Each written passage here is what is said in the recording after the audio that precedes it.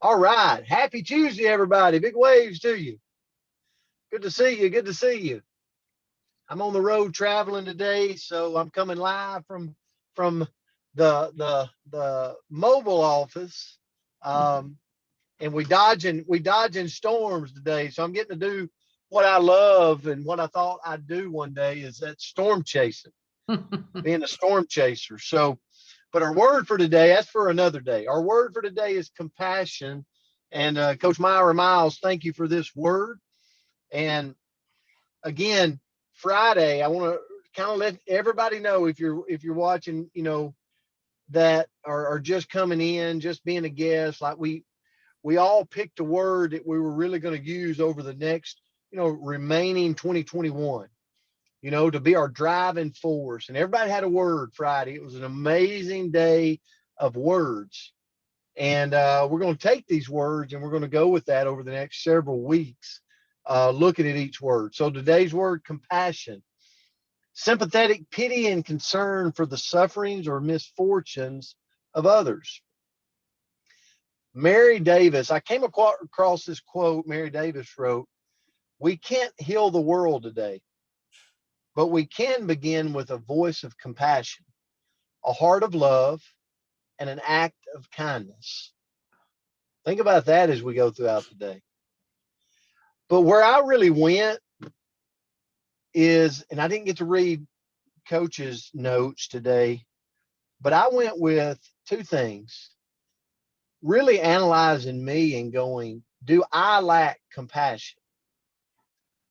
And I ask you to ask yourself that question because I think at first we would all go, well, no, I'm compassionate. So I just dove into the facts, right? Let's deal in facts when looking at ourselves on whether or not we lack compassion. So here's some signs that we might lack compassion. Number one, let me say this first. Don't beat ourselves up too bad. This world's tough. It can Hmm. be tough day in and day out. And we know this. It's kind of ordained. We're going to go through some valleys in life, and sometimes it can make us calloused and we lose our compassion. Here's some signs. Number one, lack of close relationships. We kind of close ourselves off when people try to get close to us. Number two, lack of response to grief. Somebody, first thing that come to me is somebody that maybe lost a cat that had been a part of their life for many years, or a dog that had been a part of their life. And, is that something that we really go, well, I'm sorry, and we move on? Or do we lack response to a person's grief? Number three, struggle in sharing in the happiness of others. If Tracy Turnberg and his organization's having a massive month and I'm not, do I struggle in celebrating his wins? Could be a lack of compassion that I'm showing. Number four, strong beliefs, not accepting of others. Here's what I mean by that. If Billy Grady has such strong beliefs that he is not accepting of anyone else, if they don't just operate and think just like he thinks, it could be a lack of compassion. And then the last one is big egos and a sense of entitlement can lead to a lack of compassion. So I thought about those and I was kind of looking at my inner self going, Brent, where do you lie in this? And then I'm going to really quick move to ways to cultivate compassion. If we know we're lacking in something, then how can we improve? How can we cultivate? How can we grow? Number one, first, we got to be kind to ourselves, self compassion. All right, we got to stop judging ourselves so hard. Number two, practice putting yourself in their shoes.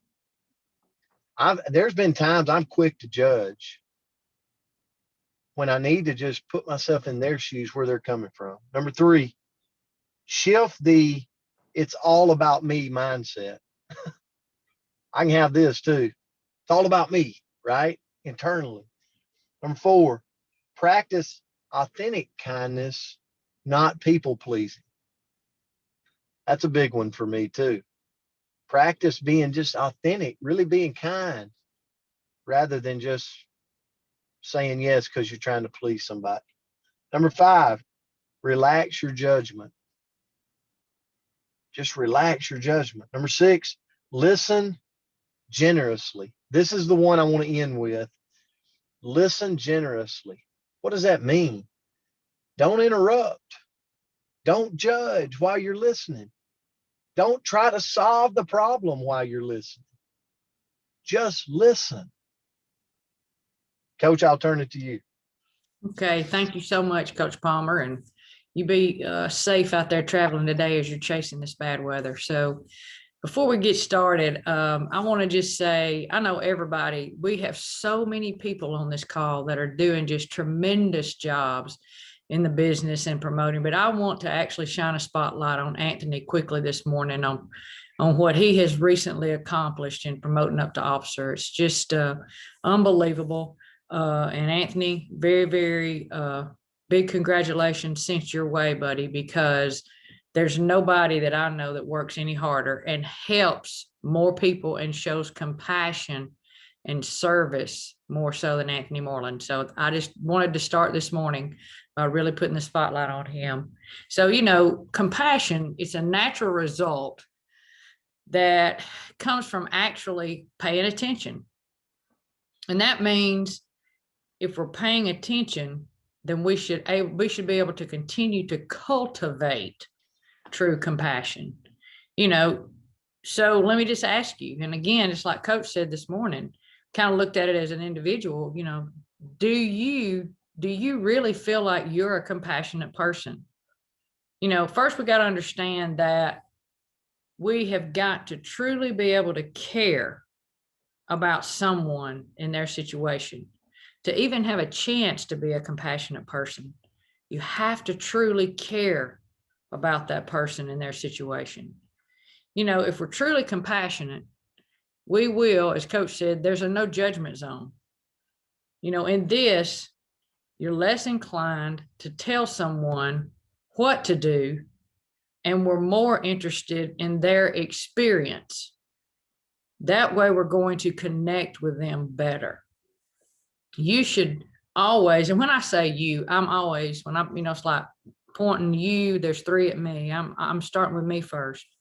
You should be seeking and wanting to understand.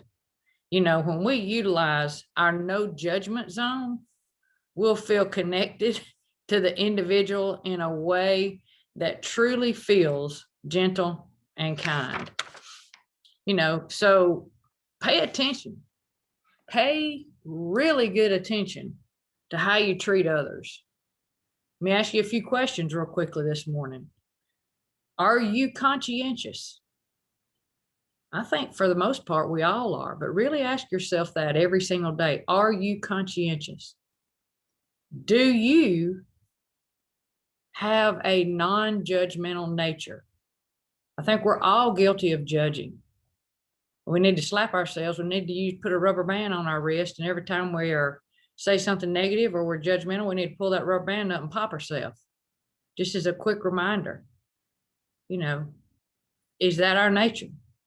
And are we emotionally centered? If we want to be passionate, we have to be emotionally centered.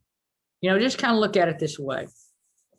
Compassion is considered to be like a muscle, and that it can be strengthened with exercises, or guess what? If we don't, what's it going to do?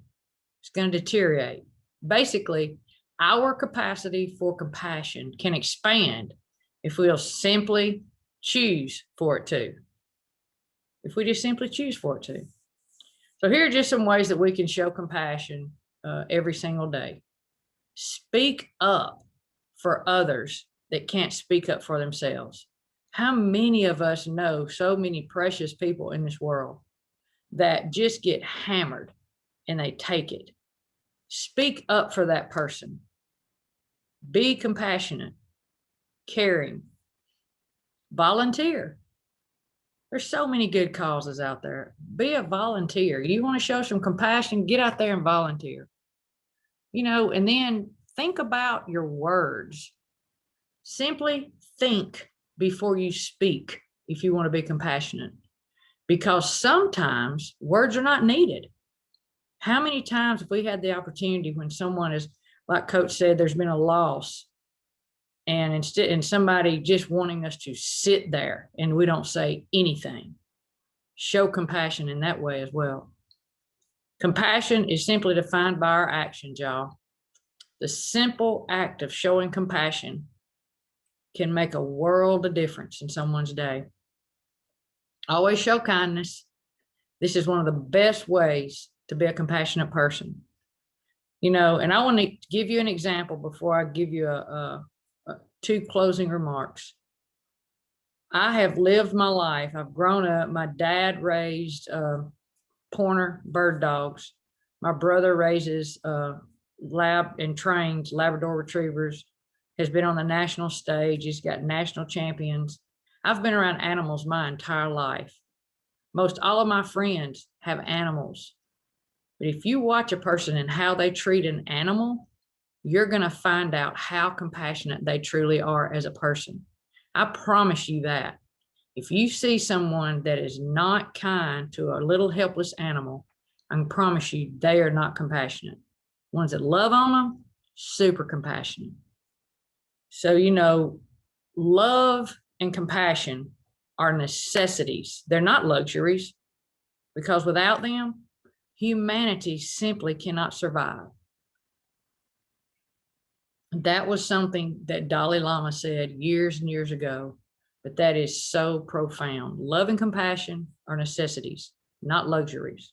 Without them, humanity cannot survive. So let's get out there, and every day, this word is huge for me, and I'm really, really working daily for the remainder of this year to focus on being more compassionate to more people and to more services and organizations. So love you guys. Thank you so much for showing up.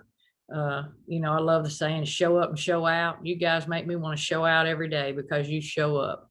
So anyway, I love you again, Anthony. Super congratulations to you, buddy. Y'all have a great day. Love you. Great message, Coach. Thank you so much for the word. Guys, we do love you. We're grateful Awesome for you. message, Have a coaches. great day. Thank you. That was great. Thank you. you, guys. Thank you.